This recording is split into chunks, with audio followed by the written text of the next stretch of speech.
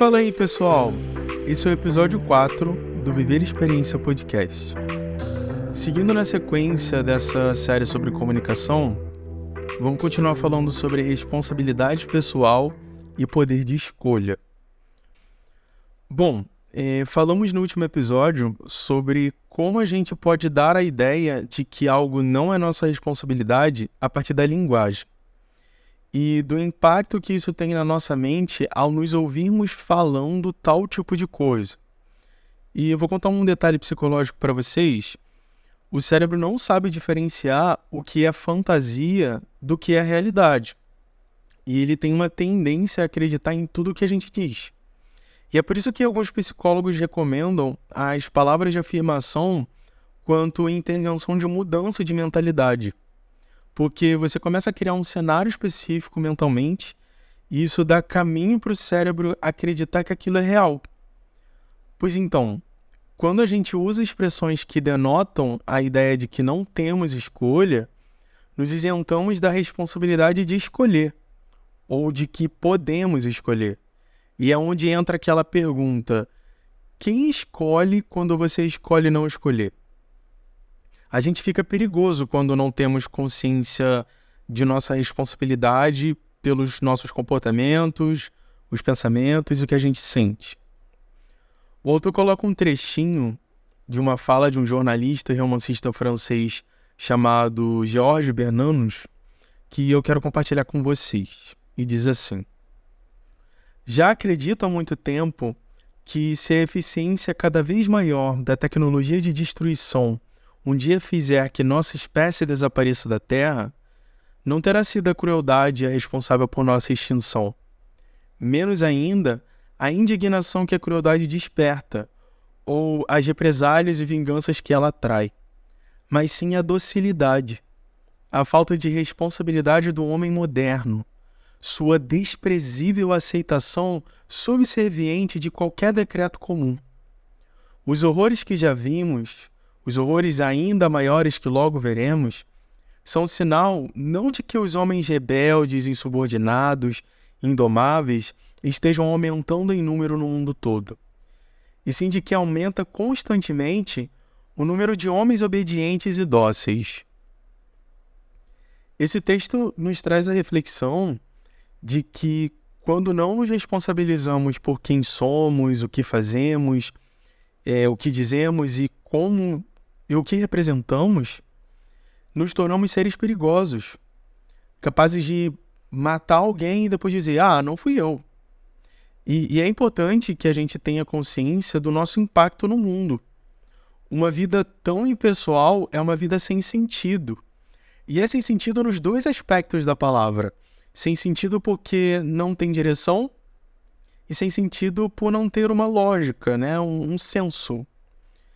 Bom, continuando a listinha de linguagens alienantes da vida, temos aqui a comunicação de desejos como exigências. Quando a gente faz uma exigência, é como se fizéssemos uma ameaça a quem ouve. Isso, de forma explícita ou implícita, pode gerar culpa ou punição se eles não atenderem. É muito comum vermos esse tipo de linguagem em pessoas em posições de autoridade.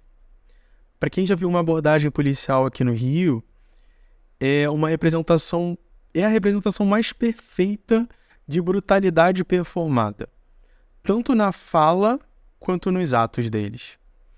E isso na sua versão mais simples, tipo separado na rua do nada, imagina numa operação ou algo do gênero.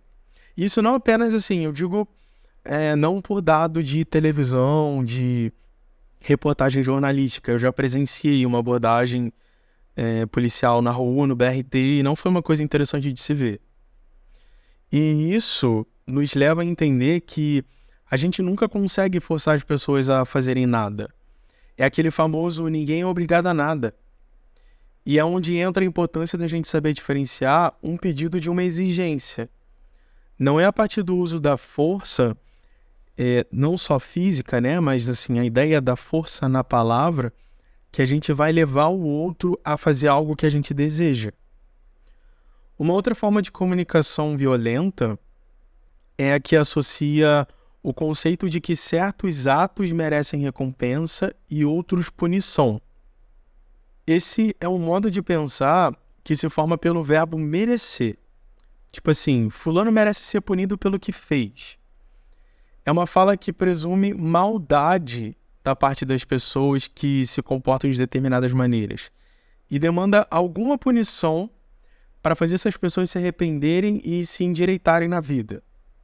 Isso me lembra muito uma cultura cristã muito comum que vem dessa lógica de se arrepender pelos atos ditos errados, aquilo que é mal, e mudar de comportamento. Lembram que eu comentei sobre culpa e que determinadas formas de linguagem imputam esse sentimento no outro? Então, a culpa foi um conceito cunhado por Santo Agostinho, que acreditava que o mal entrava no mundo a partir do homem, e que era a função do homem não permitir que isso acontecesse. Mas sempre que alguém deixasse, entre aspas, esse mal entrar no mundo, ele devia ser punido. E a punição era o sentimento de culpa, que, assim, todo mundo já experimentou culpa, né? Então a gente entende que culpa é tipo um misto de vergonha e indignidade, e a pessoa se sentia a mais miserável do mundo. E assim, não é muito diferente hoje, né? Mas enfim, vamos seguir. O autor comenta que esses tipos de linguagem que eu falei têm raízes muito profundas na filosofia e na política. E, gente, não é política partidária, tá? Ele fala que a maioria de nós cresceu usando uma linguagem que, em vez de nos encorajar a perceber o que a gente está sentindo e do que a gente está precisando, ela nos estimula a rotular, a comparar, a exigir, a fazer julgamentos. É como se fossem visões que dessem ênfase para a nossa maldade, essa nossa deficiência inata, e meio que traz a necessidade de educar e controlar essa natureza indesejada. Isso é uma coisa que a gente vê na prática hoje, e com a internet é mais fácil ainda. Um exemplo: violência a corpos que não são padrão. Aqui eu não quero fazer alusão à cultura de body positive, que, pelo que eu entendo, é um movimento que luta pela aceitação do corpo que se tem na condição que está. Mas eu quero falar sobre como a sociedade pune esses corpos com falas horríveis, com atos de ódio e segregação só porque esses corpos não são padrão. E tudo isso por não atenderem a um apelo social imposto. Mas a tal da natureza indesejada que o autor fala é que esse tipo de construção mental e social nos faz questionar se existe algo de errado com os sentimentos e necessidades que a gente possa estar vivenciando ali. E assim a gente aprende desde cedo a isolar o que se passa dentro de nós. Isso traduz a vasta gama de transtornos que a gente vê hoje. Principalmente a galera da saúde, assim, os psicólogos, a gente encontra muito nesse sentido. Porque as pessoas não se conhecem, elas não se compreendem, elas não sabem dar nome aos afetos que experimentam. Isso é uma forma de complexificar a vida num nível que é astronômico mesmo. Essas comunicações alienantes da vida, as ditas comunicações violentas, né?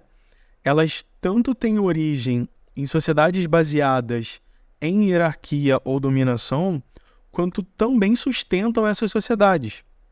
De um ponto de vista psicológico, são sociedades extremamente adoecidas. Se uma sociedade é controlada por um número pequeno de indivíduos para benefício deles mesmos, para esses governantes, é interessante que as massas sejam levadas, sejam educadas, de forma que a mentalidade delas se tornem semelhantes à de um escravo.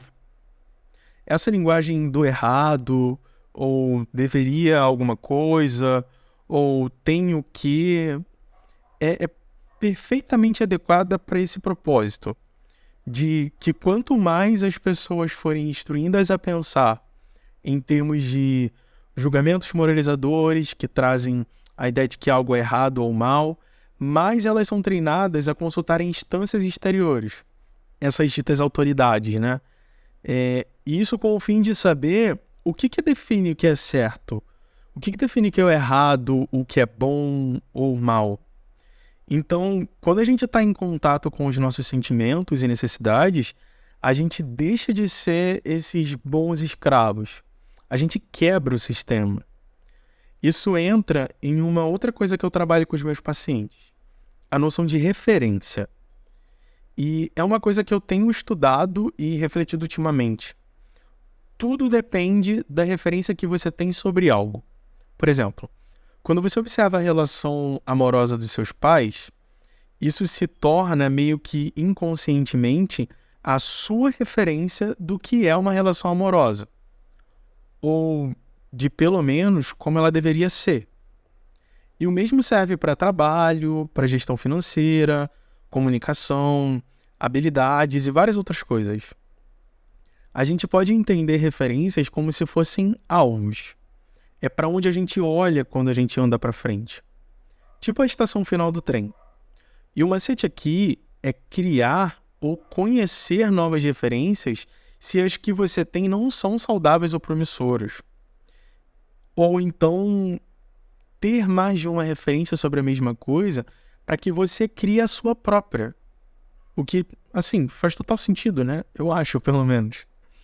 Então, fazendo um breve resumo sobre o que a gente trabalhou até aqui, quanto a linguagens alienantes da vida, ou como eu gosto de chamar, comunicações violentas, a gente passou pelos julgamentos moralizadores, que tem esse viés de que aqueles que não agem de acordo com os nossos valores estão errados ou são maus.